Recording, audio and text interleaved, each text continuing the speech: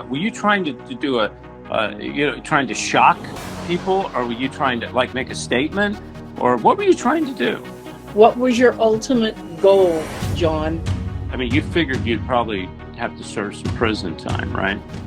Yeah, or be killed. If you haven't, go to davidhebner.tv, sign up right now. You'll catch full interviews not only on L.A. Marzulli, but Russ Dizdar, Rob Skiba, and Irvin Baxter. Special interview on L.A. Marzulli. He talks about UFOs and Bible prophecy. It's the interviews I've done with him. You can catch the complete package there on davidhebner.tv. You went into an abortion clinic. Did you bomb an abortion clinic? I didn't bomb it. They like to say that I firebombed it, but I didn't use explosives. Okay. Although in my last mission, I mean, I was transporting unregistered explosives across interstate lines to destroy a building affecting interstate commerce. But the ones that I actually damaged and destroyed, it was fire, it was arson. But okay, but the leftists like to glamorize it or romanticize it, so to speak, and say that I firebombed them. So I say that too sometimes. It sounds better than arson, doesn't it? Yeah. Okay. So let me dissect this. Okay. So you obviously had a disdain for doctors killing babies. Before this happened, did you ever go out and hold up signs and talk against it? Were you an activist toward pro-life? Yes. Okay. Was that doing any good? Did you feel like what you were doing was it making a difference?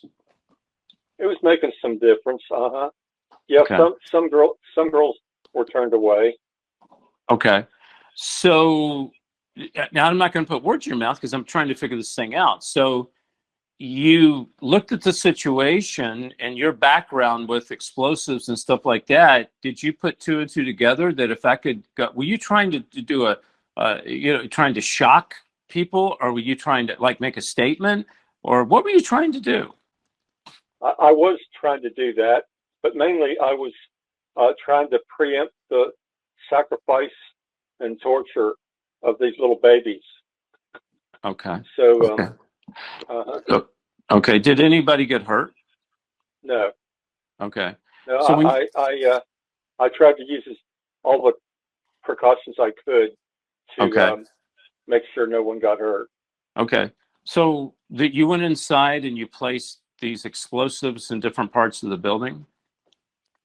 Accelerants. What is it? Not explosives, accelerants. Although one time I did plant explosives alongside an abortuary, but it failed to detonate.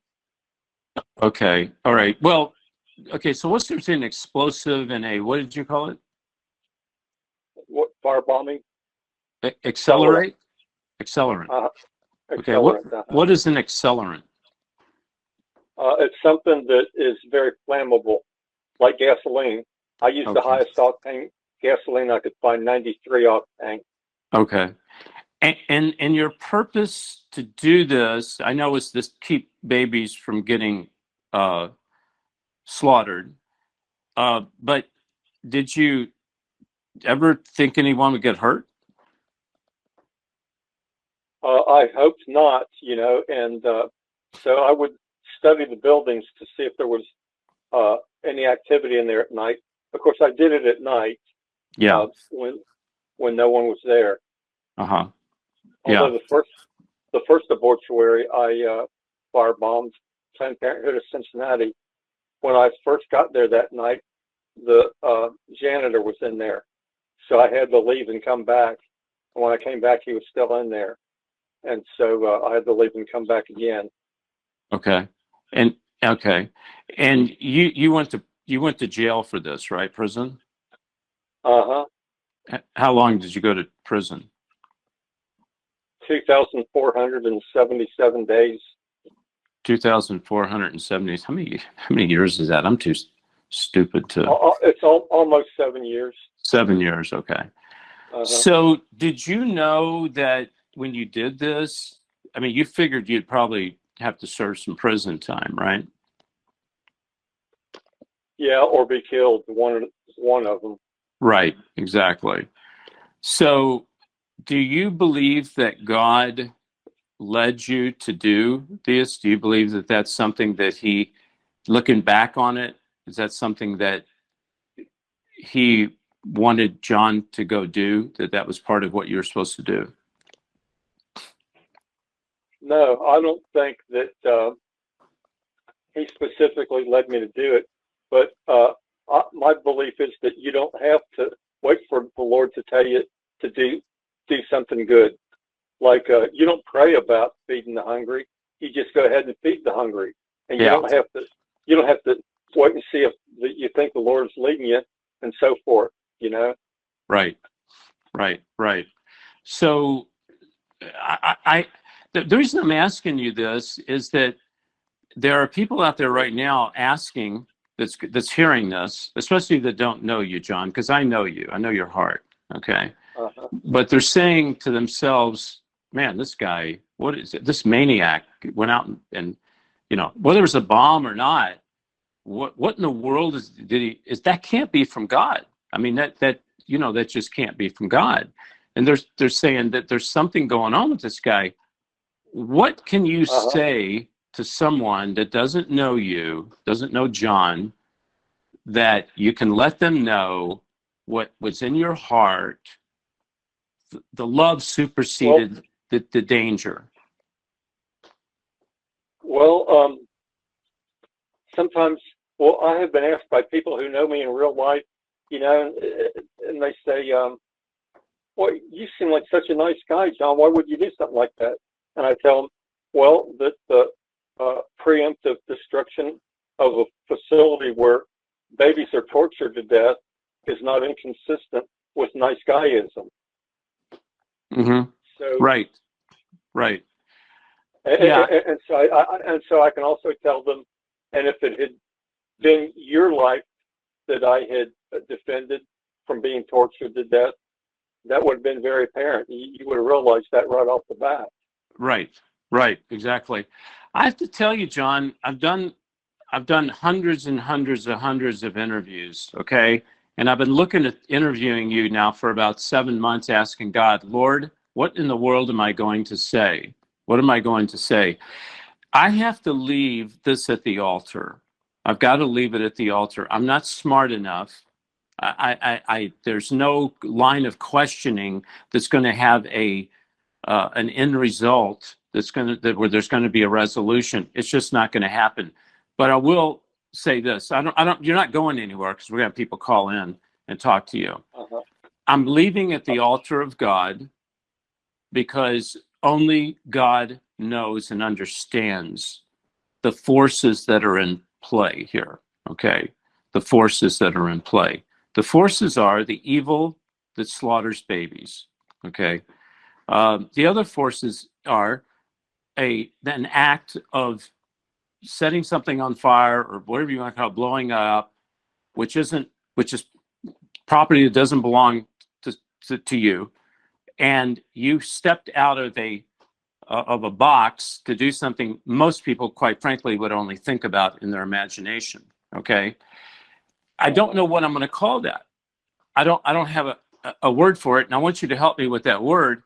But I will call it slaughtering babies an evil act. Okay, what you did, I don't have a word for it, John. Give me a word.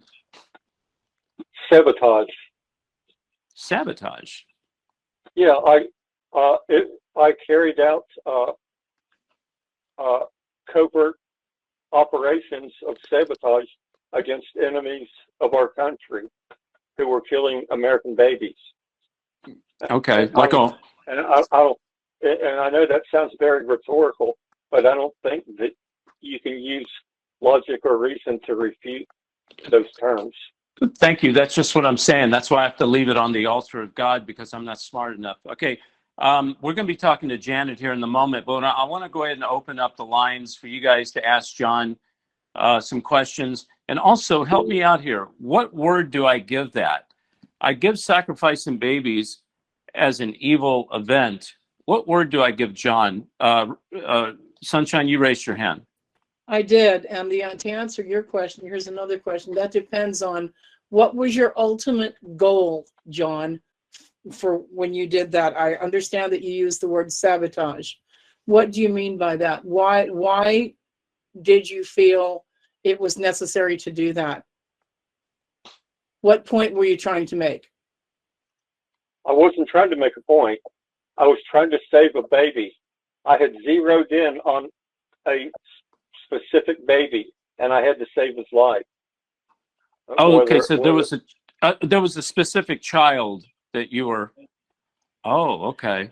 Wow. So you knew the mother then? No. Okay. I just knew that there was a baby who was scheduled, who had an appointment to be dismembered, have his arms ripped out of the sockets, by forceps. Just about like 6 hours, in 6 hours on Monday morning. So after midnight, about 3 o'clock in the morning, I set fire to the place where they were planning on doing that. So anyway, I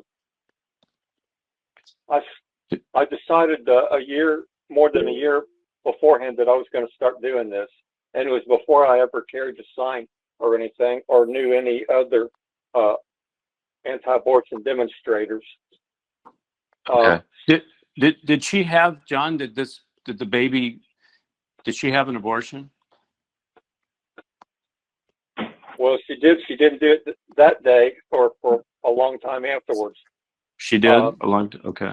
No, she didn't. She did not. As far as okay. See. Okay. What helped me to do this was I stopped looking at abortion from a statistical point of view. 1.6 million babies a year, 4,400 a day, and so because thinking like that didn't give me the courage to do this. Mm-hmm. So at one point I said, "Here's reality. This baby has an appointment. The mother's scheduled an appointment at 9 o'clock tomorrow morning to have this baby killed, tortured to death, and I have to stop it." See, there was a trigger.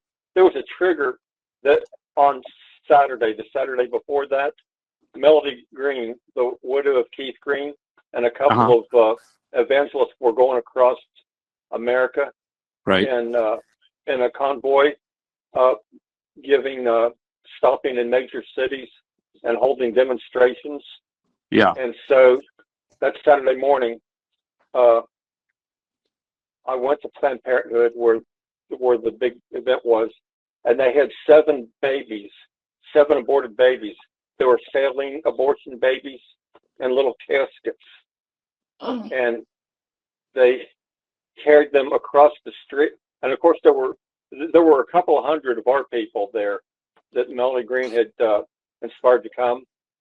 So anyhow, at one point they started carrying these caskets with these little babies, 7 of them, across, and to show them to Planned Parenthood's volunteers, the murderers who were lined up on the sidewalk, right by the sidewalk.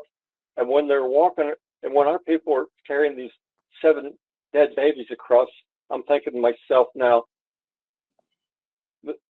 when those evil people over there, those pro-aborts, see these babies, they won't be able to deceive themselves into thinking that they're formless blobs of tissue, because you can see they have arms and legs and fine baby hair on their heads, and cute little noses and eyes.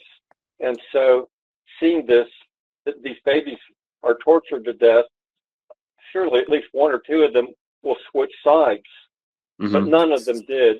And not only did none of them come to our side, but they mocked and laughed And so that infuriated me. I was already furious, but I'd been furious about it for almost a year and a half.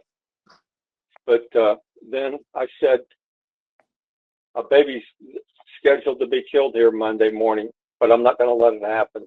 I have to act. And see, before that, I had been telling myself, I'm really going to do it. I'm really going to do it. And I knew that I was going to do it.